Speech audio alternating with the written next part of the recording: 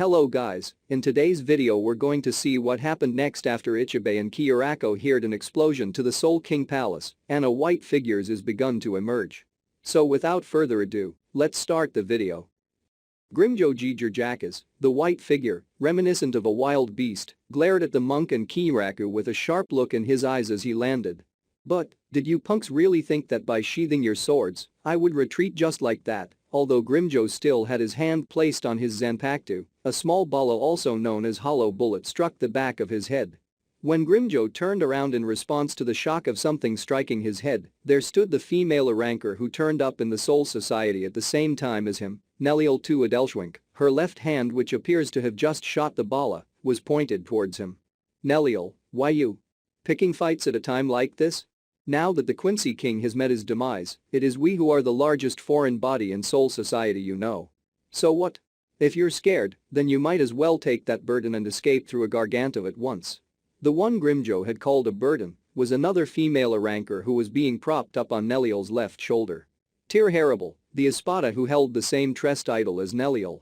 When the Wandenreich attacked Hueco Mundo, Harrible bore the full brunt of the battle at the front lines. However, she was incapacitated by Yahaba's overwhelming power and ended up being taken captive as testimony to Hueco Mundo's oppression as it stood. Later, when the Soul King Palace was being remodeled, Yahaba incorporated his own castle prison. As a result, she who had become his prisoner was also brought along to this airspace in accordance with that. Whether it was a warning to the Arankers or even meant to refashion her into the Quincy vanguard, now that Yahaba is deceased, the purpose of her continued captivity has become unclear. Nevertheless, the one thing that is for certain is that she is still alive and at present, freed thanks to the efforts of Neliel and others who had arrived along with Kurosaki Ichigo's group.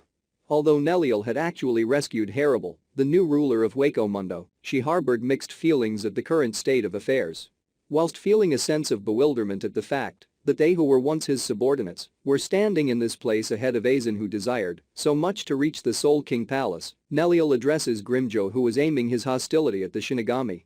Picking fights with opponents who are exhausted by war with the Quincies? Is that your idea of a satisfying fight? What an overly optimistic thought. Do you really think these Shinigami assholes would just let us go anyhow? I don't want to get slashed up from behind the moment we turn to leave. The one who responded to that was the good-natured old mad with the jet black beard and a bald head. Heavens, seeing as it's you lot, we'll turn a blind eye to you all you like. Or if you wish, it would be no trouble escorting you up to Hueco Mundo. Huh? And just who the heck are you? You've made a grave mistake underestimating us. They, in their injured state, did not even pose a threat. Interpreting the remark in that way, Grimjo glares at the bald-headed old man after his whole body had filled with a thirst for blood. However, the opponent in question replied in an unfazed manner, whilst easily brushing aside that thirst for blood. On the contrary, the opposite is true. After all, the lot of you are a far greater source of calamity than the hollow than can be found here and there, regardless of whether you are purified or exterminated. If one was to heedlessly do so under the current circumstances, then the equilibrium of the three realms of existence would be sure to collapse. Grimjo was silent for a brief moment, but perhaps reaching an understanding in his own mind, he brings his bloodlust under control as he gave a click of his tongue. When it came to him, it's likely he wanted to waste no time in settling things with Kurosaki Ichigo rather than idle about in a place like this. Guessing as much, Neliel considered that when push comes to shove, she would silence him by launching a surprise attack and then drag him back to Hueco Mundo suddenly. Harrible, who was being lent her shoulder, opened her mouth to speak. Is that what you call the Soul King? Whisper-like words which could even be taken as a soliloquy. Her gaze was directed towards the thing behind the Shinigami, being enshrined at the center of the palace. Such a thing is the foundation of Soul Society? Miss Aranker. Are you not able to tolerate something like this either way? In response to the words of the bald-headed man who stroked his beard while questioning her, Harrible slowly shakes her head. Right now, I am merely a defeated soldier. I am not entitled to say anything. But, the man who was once our leader, I understand why he would continue to detest that thing. Separating herself from Neliel's shoulder, Harrible turns on her own feet, so her back is to the Shinigami. Sorry for having inconvenienced you. Someday, we will repay this debt. Oh, never mind about all that. For us, it's enough if you can keep things quiet in Hueco Mundo. Moreover, if you want to express your gratitude, you ought to say it to Kurosaki Ichigo-kun, not us. Kiyuraku said this whilst showing the Arankers out, and thus they left the greater palace area as is. Ah, that's right, I have to repay a debt to that Kurosaki bastard, the male ranker could be heard muttering, though he was speaking of a different kind of debt to the one Hannibal had mentioned earlier. Upon hearing that, the female ranker with the ram's horns rebuked him in the same fashion as before, saying, is it really your wish to settle things with Ichigo when he's riddled with wounds? Oh my, Ichigo-kun has a wide circle of acquaintances, doesn't he? Huh. To the side of Kiraku, who had mumbled this, the monk was also heading outside the greater palace. Where are you going, High Priest? No need to worry, I'm merely going to take a moment to wake up the Zero Division. Consisting of 5 members including the High Priest, they are the elite guardians belonging to the Royal Guard, said to be comparable to the entire force of the Gatei 13. Each member is a pioneer who has created such things as the Zanpakuto or the Shihakishi, which can even be described as the very foundations of the modern-day Shinigami. Perhaps it could be said that these are the great men and women who built up the history of the Shinigami from zero.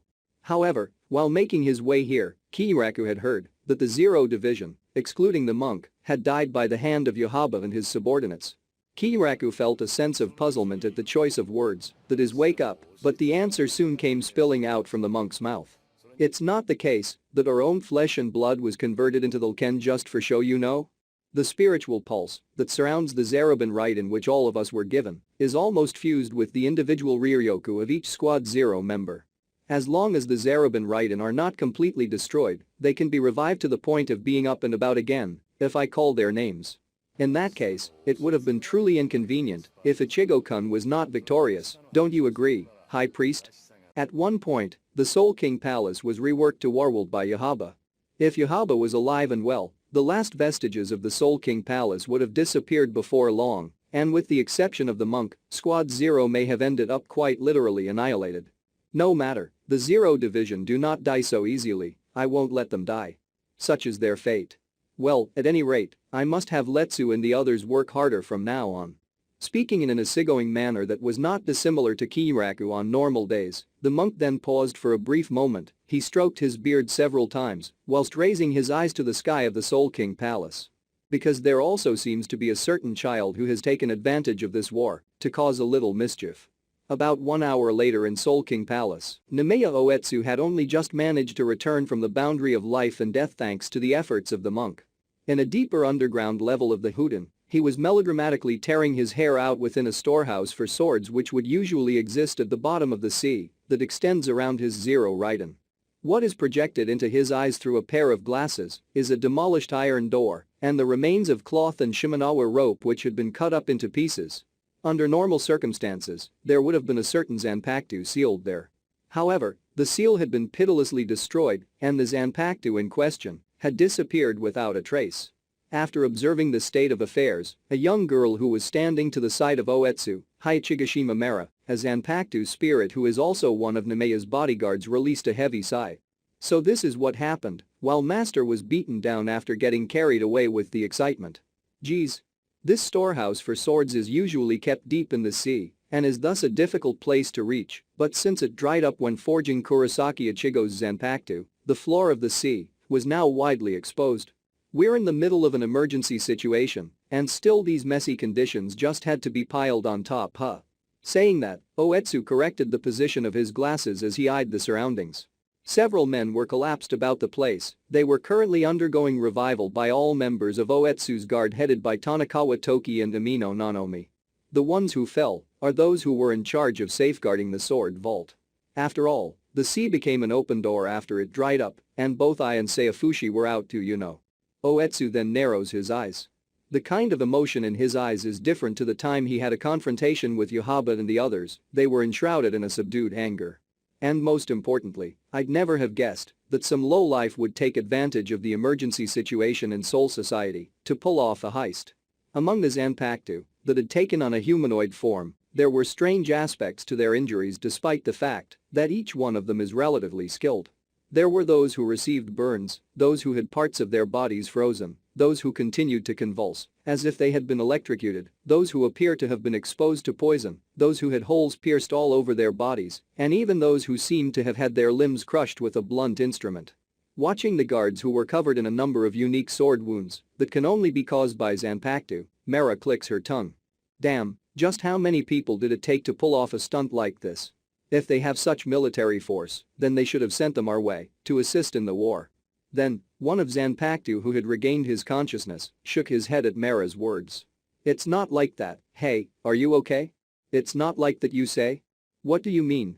They were alone when they attacked this place, it was just one person. Mera inclines her head further at the words of the other. Assuming that his words were the truth, the various types of scars were incomprehensible. However, Oetsu exhibited a different reaction.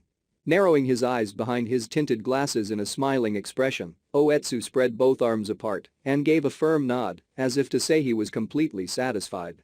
I see, well. I got it, so that's the way it is, huh? This gives me the creeps in more senses than one. Don't go keeping your insight to yourself, master. So demanding Mera-chan. Well, through our talk just now, I've more or less dug up the crocea here. After a brief moment of contemplation, Letsu picked up a piece of the seal cloth that lay strewn about the floor as he calls to mind a certain character. Now, whilst gazing at the cloth which looked as if it had been bitten off by something, he mutters to himself.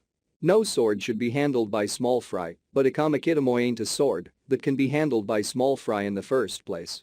Whispering the name of the Zanpakuto that had gone missing, Oetsu glares at the empty space with eyes clouded by a slight sadness and anger as a swordsmith, and also heavy doubt. If that's the case, I wonder who you have in mind to wield it, yo? Noble of the four great houses. And so, with the conclusion of the war, the containment barrier of the Soul King Palace was closed off once again. The influence of the Soul King, that remains as unchanged as before, and the frozen atmosphere would make one feel the vestiges of war. Moreover, some live coals of a disaster. Or is it, the various sins which have lived on since the dawn of Soul Society, drifting aimlessly within its pronounced riche? And this is where we stop the video. I hope you like it, and I'll see you on the next video.